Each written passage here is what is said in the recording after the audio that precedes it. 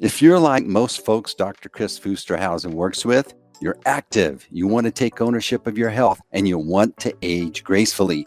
The problem is there is so much conflicting information out there about health and wellness, it's tough to know who to trust. Most providers are limited by what insurance will approve, so it can seem like they're only able to help you manage your health decline with more meds. On the DrKris Life podcast, you'll learn how you can regain your confidence in your health journey. You'll learn helpful knowledge about programs, supplements, peptides, and hormones that DrKris has used with thousands of patients just like you to help them crush their goals and be their best selves. So if you're ready to take charge of your health and are wanting to stay active and healthy so you can be a better parent, partner, or lover, then you're in the right place. Welcome to the DrKris podcast. Welcome back, DrKris. So good to see you. It's been a while since we've done a recording. How are you feeling, by the way? I'm feeling good.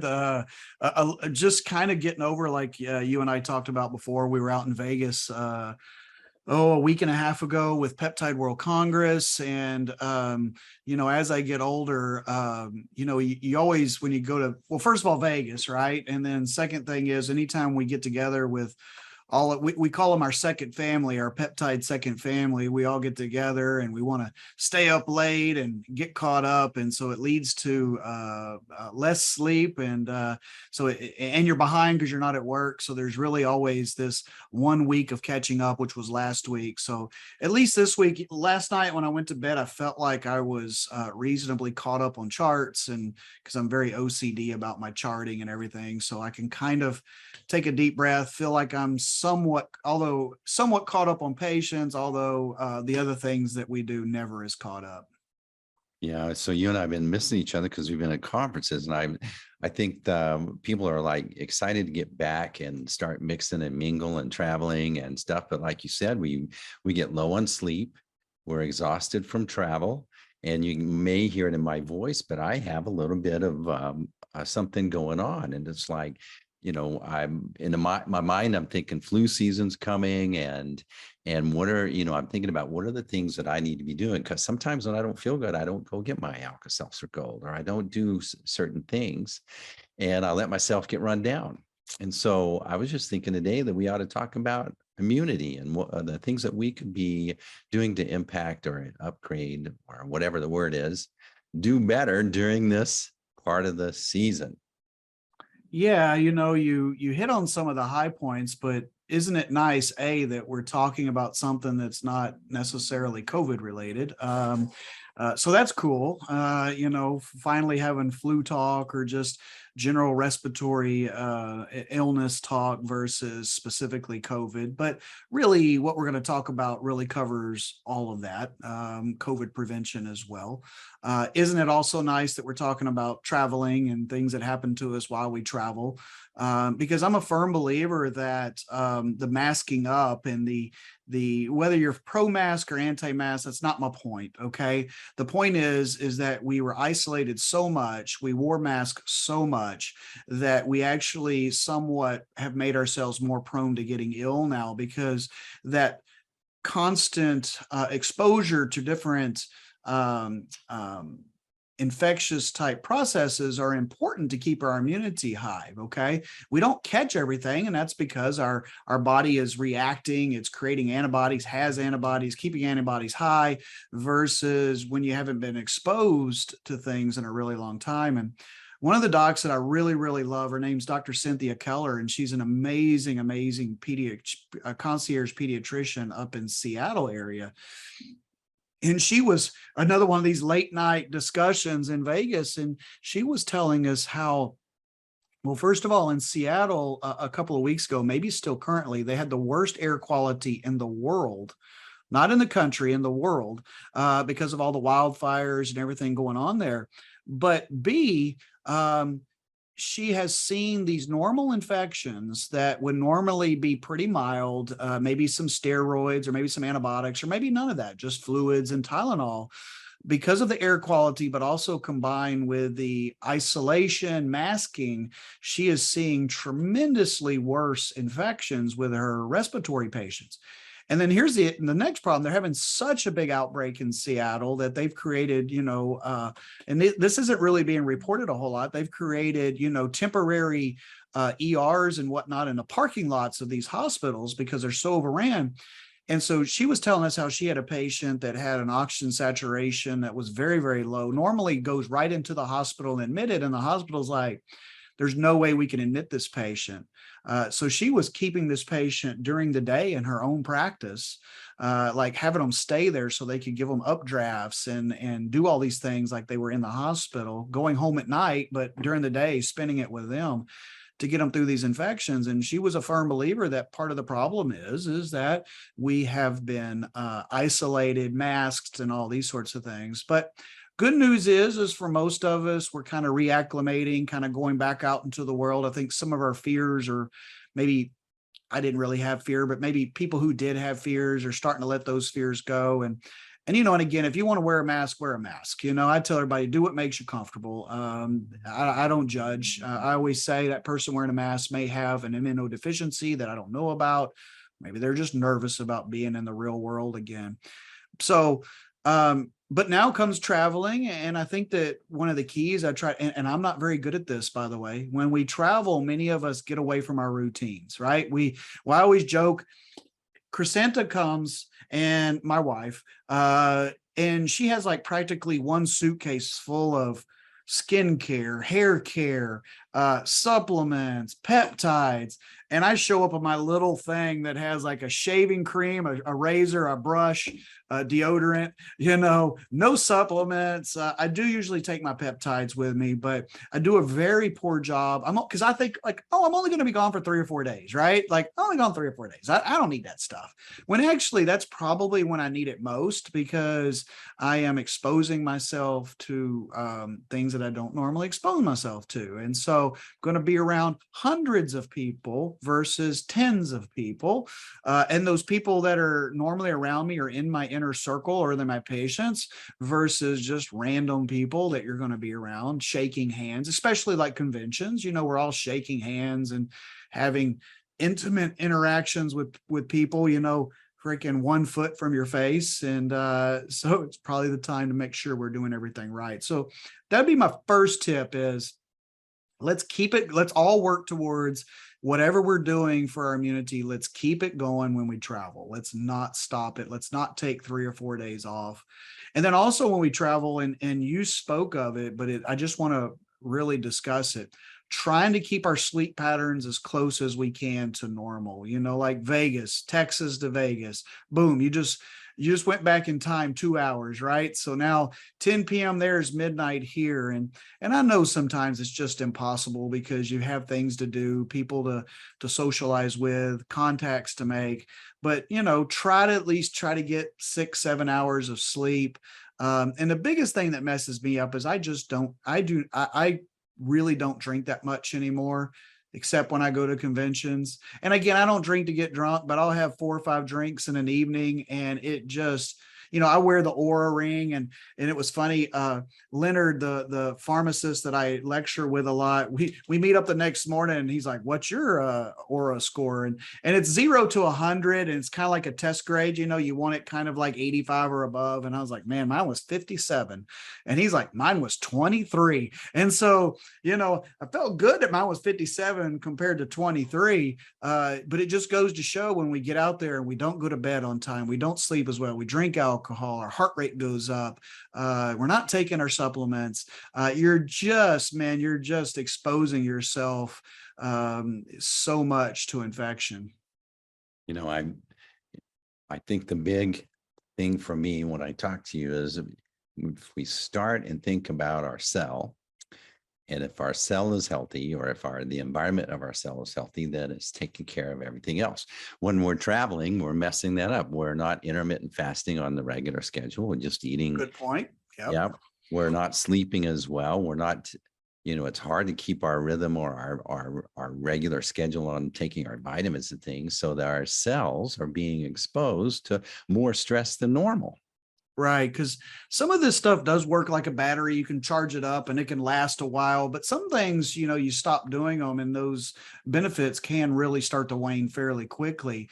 And that's a great point about eating, like dietary. Maybe you're better than I am, but I go to these events and they always have a buffet breakfast, and hell, I'm a Texan. I'm not turning down a buffet breakfast, at the Four Seasons. You got to be kidding me. And so I'm like, heck, I'm here, I'm eating it, and I start to make bad choices. So I start eating early. What I always say about Dr. Seeds is he feeds us very well. So, it's buffet, good food, but still I'm not fasting. So breakfast, lunch, and then you go out with friends, you have dinner, and then usually you get back to the room, you've had 3 or 4 cocktails. Hey, let's order dessert, Yes. And so the food just really messes things up. And oh, great. What better thing to throw in your belly before you go to bed? A bunch of sugar. You want to really feed those, because viruses and bacteria like sugar. That's how they feed cancer cells. Not really for this talk, but they like sugar. So here I am just taking down all the fertilizer they need right before I go to sleep. But it's what we do. You know what? Life's too short not to have some fun. And I would tell patients, you know what? Go do all of that. Okay. Go have fun. Just try to minimize it. If we could just figure out the way to get some sleep at night, I think that would really, really benefit us.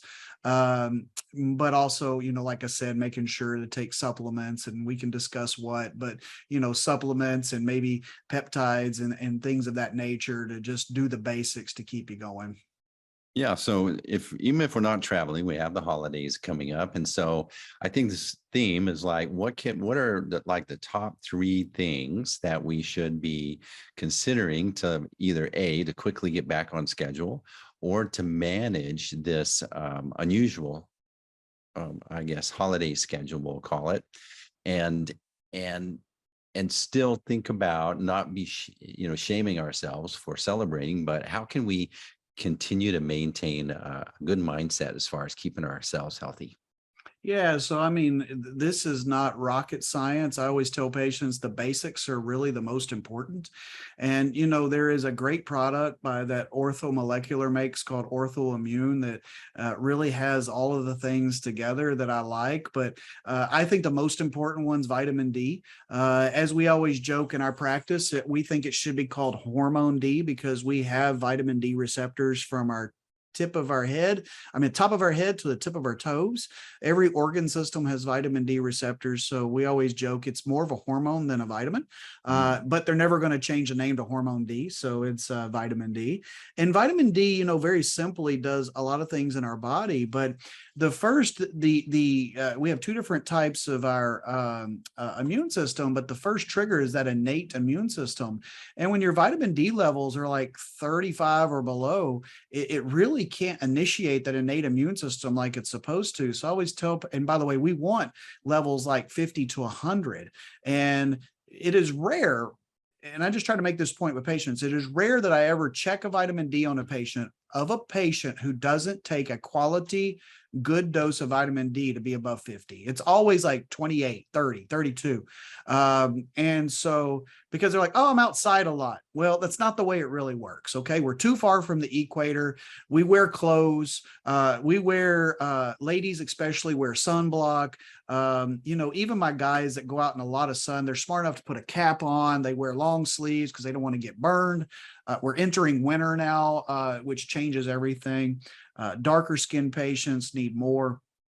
So like in our area, to get enough sun, like in just shorts, no shirt, no pants, just shorts, it's like 5 to 6 hours a day. And I'm like, do you get 5 to 6 hours of uninterrupted sun? And of course the answer is no. I mean, hardly anybody does that unless you're on vacation. But vitamin D is so important for our immune system. It's important for our mood. There's a real reason why I always joke you go to the pool and you lay out for 30 minutes and you feel better. Well, yeah, it's because of a little bit of just emptying your mind out, but it's also that transient increase in vitamin D. And then also our bones. Most patients are not you're old enough like I am to remember this push that we had in the media and everything else about calcium. The average American gets plenty of calcium. That's not the issue. It's vitamin D is the issue, because calcium is basically cannot get where it needs to be into the bones without vitamin D. And so America went through these like decade and a half of more calcium, when actually the issue was actually more vitamin D.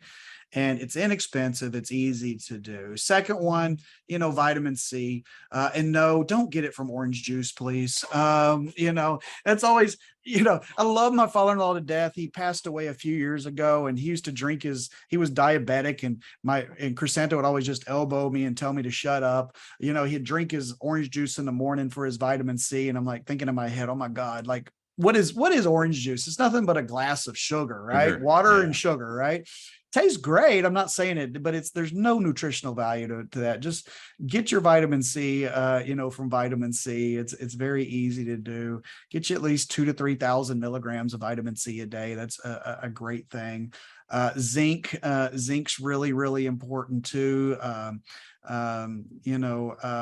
So you can now buy these products that'll have the zinc and the vitamin C and the vitamin D all together if you wish to do those. Especially those are great things to start if you're going on a trip. But those are, COVID is still there. In my opinion, COVID's down-regulated. It's not nearly as big a deal as it was a year and a half ago, but we still have to think of these just simple supplements that we should be taking, these antioxidant type supplements to, just keep us going, keep our immune system healthy.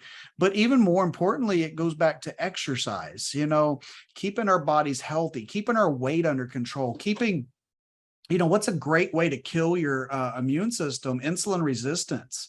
Become pre-diabetic, become insulin resistant. It goes back to our talks about, maintaining proper weight. A person that is unhealthy. So when you're insulin resistant, as we always talk about, what's happening? Well, we've basically got too much glucose. The glucose can't go into those cells and cannot be properly used. And what does that cause? It causes cellular dysfunction. So ultimately, insulin resistance is cellular dysfunction. And, now your cells are just dysfunctional all over your body, but specifically in the fat, liver, and muscle.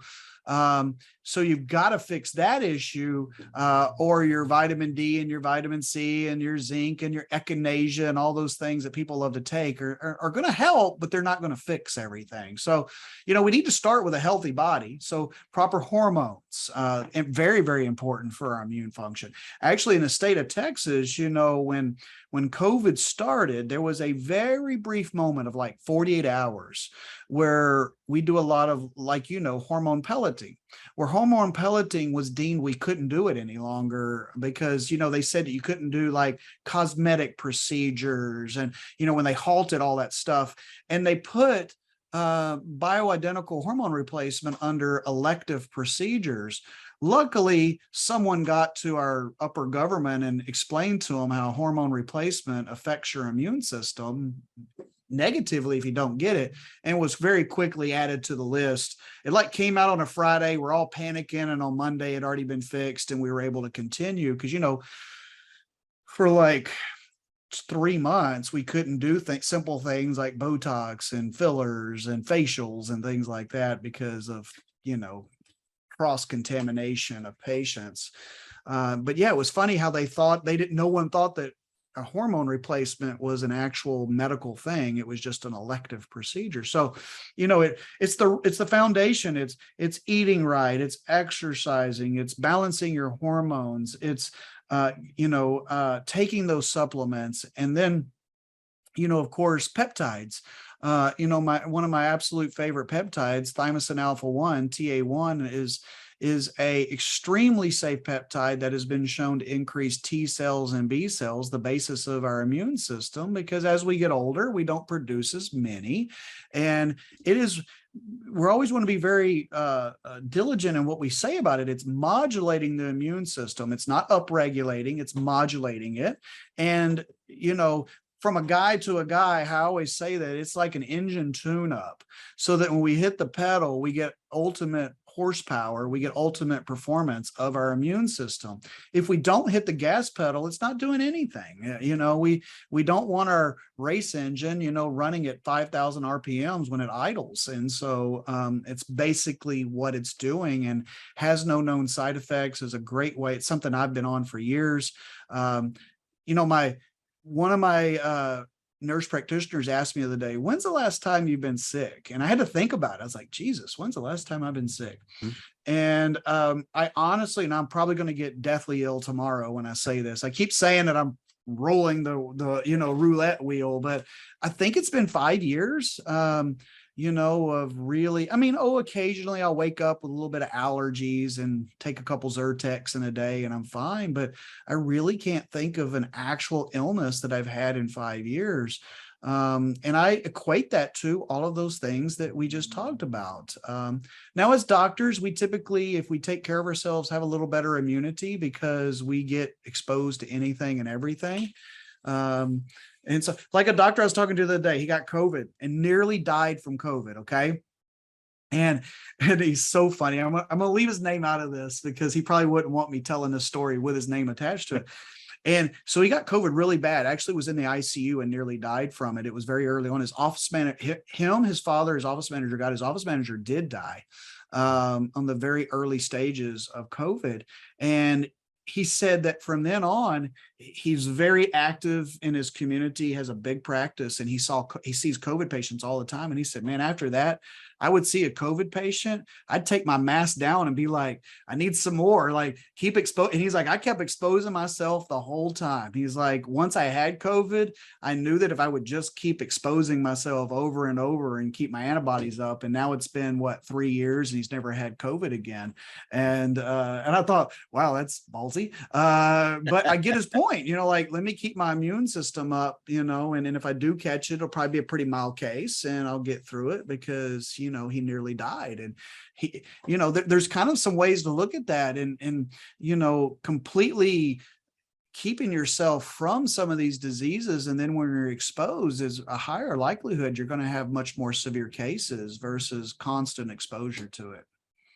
All right. So vitamin C, hormone D, yeah, zinc, yeah. Echinacea is another good one. Those are just some of the most common ones. And no, your energy drinks don't have enough of it in it. Okay. I see some of these energy drinks now trying to promote themselves as immune boosting and things like that. Sugar drinks. Yeah. Yeah. And so, it's best. Like I said, we love orthomolecular around our practice and Thorne. Those are two of our majors. And you do have to go through a provider to get them, but orthomolecular makes an amazing product called OrthoImmune that really has all of so versus having 3, 4, 5 bottles, here's your capsules that have everything in it. Amazing company. They saw a need during COVID. And they're like, hey, these are what the doctors are prescribing. How about I just put it all in one capsule? And so that was very helpful. They listened, and it's nice to see companies that actually listen and do those sorts of things. And then resting, exercise, and then you mentioned peptides. Obviously peptides, when you call it modulator, I think it sends a signal to your existing system to produce what it normally produces. It's not a drug. It's a signaling agent is the way I think about it. Yeah, that's a great way to look at it. When people ask what is a peptide, I always say, well, they're amino acids in a chain. And they are mainly messaging. They're messengers. They cause many of these peptides, like TA1, we have naturally occurring in our body. Some we have made to mimic peptides, but TA1 in particular is something that we have in our body already, and we're simply causing a function to occur. I like to use the analogy, it's like being backstage at an old-timey theater. There's switches that you have to flip up and down, and basically these messengers are flipping switches, okay? And we're trying to flip switches in a positive way that through time many times get flipped down, okay? And so they're down regulated or just don't make enough. And so as we get older, it's like a lot of what we do with insulin resistance. We're trying to cause these different pathways to turn on so that we can create positive scenarios. but the body's amazing. And one of the things I tell providers with peptides is that, they're like, well, how much is too much? Well, okay, there's always, I guess, too much of anything, right? You can drink, as I always say, you can drink too much water. It's hard to do, but you can do it. The body always has negative feedback loops that still self-regulates these different things. It's one of the reasons why a growth hormone peptide is much better than exogenous growth hormone. Your body can still negatively feedback and kind of stop a pathway if it's going too crazy. And so that's one of the things I love about peptides is your body still has a way of regulating these functions. Kind of like vitamins, your body absorbs what it needs and urinates out what it doesn't most of the time. B complexes, that's another important one with immune system, making sure all your B vitamins are appropriate. Really when it comes down to it, having a good provider that is checking the appropriate lab markers. And, the one thing that really bugs me is, and I get it, but when patients come in and they bring their supplement bag and it's like this, I had one patient sent me and it was like this cabinet full of supplements and she's been seeing me for years. And I was like, I don't remember telling you to take 3/4 of that. Well, no, my friends will tell me to take this one and that one. And this was something I always tell providers, because as providers, sometimes we have a hard time because we feel like we're selling something. We have a hard time telling patients what supplements they should take. And and by the way, some of them I have on my shelf, and while you're here, because they're high quality and they're appropriately priced, if you would like them, they're here. So a lot of providers have issues with that. And I'm like, do you know that there's a high probability your patients are wasting $200 a month on supplements? Like, you're doing them a disservice by not saying, bring all those supplements in, because typically what my patients do, we'll throw away 80% of them. I mean, they're taking just concoctions, all this crazy stuff. So I really believe there's certain things that just, we use because we know we need them, but there's certain things we need to check levels and say, do you really need this? Do you not need this? Is that even a good quality supplement? Supplements are fairly unregulated in the United States. I always joke, but I'm not joking. You and Steve and I could create a supplement line and pretty much put it out there. And as long as we don't kill anybody and make crazy claims, no one cares. We can even call it organic, and there's they did a study many years ago where they just pulled supplements off the shelves, and they found that the vast majority had little to no product in it, which was on the label. Amazon, don't get me started on Amazon these days. There's some of the supplements that we sell here that you're not allowed to sell on Amazon.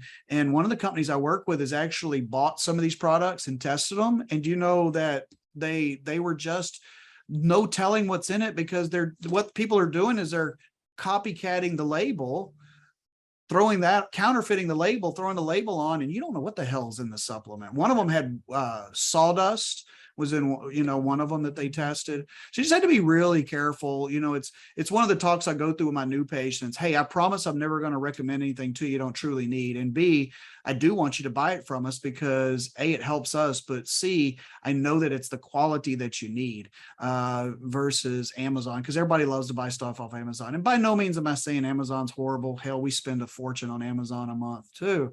But I think Amazon should be used for certain things like toilet paper and paper towels, probably not your supplements. But anyway, that's just me. Or peptides. The peptides in that same category. So one of the biggest questions I get is, why can't I not buy my peptides online? And I go, okay, well, first of all, there's a little disclaimer you have to check when you buy an online peptide that says that you understand these are for research purposes only and not from human consumption. That's the first box you got to check. The second thing is that they give you no dosing. So, if you think you're going to come to me and have me teach you how to dose this, because now I become roped into this once I start agreeing to dosing on this online peptide. I'm like, they don't give you dosing. So that's a second thing. So now you're Googling something to try to figure out how much to dose it. And then 3, we have no idea of the quality / purity of that peptide. No idea. Are they cheap? Yes. And that's where I stop with it. I like, if you want a cheap product that we have no idea if it's good quality product, go for it. But I'm not going to be part of it. We only buy from pharmacies that we know we can guarantee the quality of these peptides. Just like supplements, if Steve goes off and takes something for 3 months and you come back and you say, well, that didn't work, and you're kind of like blaming me, I'm like, hang on a second. I don't know what the quality of that product is. I can't even say, were you really even taking vitamin D? I see it all the time. Patients like, well, I take, you know what, I'm not going to name a brand. I don't want anybody coming after me, but I'd take a supplement from Walmart of vitamin D and I check their levels and it's 28. And they're like, but I take my vitamin D every day. And I'm like, yeah. And then you put them on our vitamin D and you check it in a couple months. I'm like, oh, it's 88. Like, imagine that. It's a good quality product. It actually works. So, and the crazy thing that I always try to tell patients is there really is no real cost savings with these things. You know, they just think because it's in a doctor's office, it's a lot more expensive, when that's just not true. Sometimes we're cheaper. You know, sometimes we're $1 or $2 more expensive. But typically the good news is when you have these kind of conversations with patients, because then they understand and like, oh, okay, I get it. You mean I can dump my $250 worth of supplements I'm doing right now, and maybe you spend $100, or I say, hey, you know what? If you have a $250 budget, let's maximize that $250 budget with supplements. Let's get some BPC in there. Let's do some things that's really going to change you. Let's not just, you know, take haphazard supplements. Excellent conversation, Dr. Chris. We could talk about this stuff forever, and we do over and over and over on this podcast. And so that's why we really encourage folks that are wanting to take ownership of their health. They're wanting to work together with a physician that is on the same page with them. These are the conversations that you should be having with your provider. And if you're not, then you can contact Dr. Chris, and either there's a potential relationship there, or he may have some great recommendations as well. Dr. Chris, anything you want to wrap up with before we call it a day? Yeah, I actually do. One last tip that I forgot about: sodium bicarb, baking soda.